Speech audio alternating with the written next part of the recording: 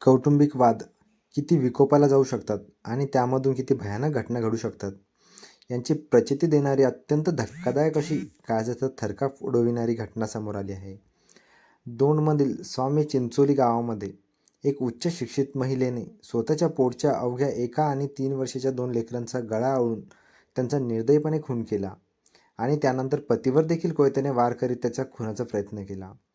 मुलगा शंभू दुर्योधन मिंडे वय वर्ष 1 आणि मुलगी पियू दुर्योधन मिंडे वय वर्ष 3 अशी खून झालेल्या मुलांची नावे आहेत. तर तिच्या हल्ल्यात पती दुर्योधन आबासाहेब मिंडे वय वर्ष 35 हे गंभीर जखमी झाले आहेत. या प्रकरणी दोंड पोलिसांनी कोमल दुर्योधन मिंडे वय वर्ष 30 हिच्यावर गुन्हा दाखल केला आहे. दुर्योधन यांच्या मानेवर व हातावर गंभीर जखमा झालेल्या आहेत. पोलिसांकडून मिळालेल्या माहितीनुसार दुर्योधन व्यवसायाने IT अभियंता आहेत. ते पुण्यामधील खराडी परिसरात असलेल्या एका IT कंपनीमध्ये नोकरी करतात. सध्या ते वर्क फ्रॉम होम असे काम करीत होते. दोंड तालुक्यातील स्वामी चिंचोली येथे त्यांचे घर असून तेथेच हे कुटुंब राहण्यास आहे. शुक्रवारी रात्री जेवणानंतर नेहमीप्रमाणे सर्वजण झोपले होते. शनिवारी पहाटे कोमलने आधी शंभू आणि नंतर पियू या दोन्ही मुलांचा गळा दाबून हत्या केली. त्यानंतर झोपेत असलेल्या पतीवर कोयत्याने हल्ला चढवला. या घटनेमुळे आरडाओरड झाला.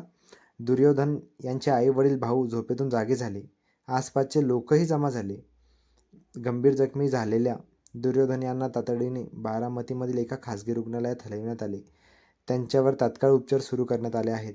दरम्यान स्थानिकांनी या घटनेची माहिती पोलिसांना कळवली.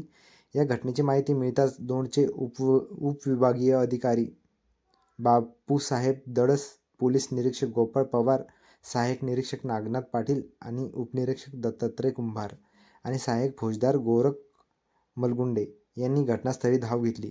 घटनास्थळी दाखल झालेल्या पोलिसांनी पंचनामा करीत दोन्ही मुलांचे मृतदेह शवविच्छेदनासाठी रवाना केले. दरम्यान आरोपी कोमल हिला पोलिसांनी ताब्यात घेतले असून तिच्याकडे या घटनेबाबत कसून चौकशी सुरू करण्यात आली आहे. मुलांचे खून आणि पतीवर प्राणघातक हल्ला करण्यामागील नेमके कारण अद्याप अस्पष्ट आहे. परंतु ही घटना कौटुंबिक वादामधून घडली असण्याचा प्राथमिक अंदाज पोलिसांनी वर्तविला आहे.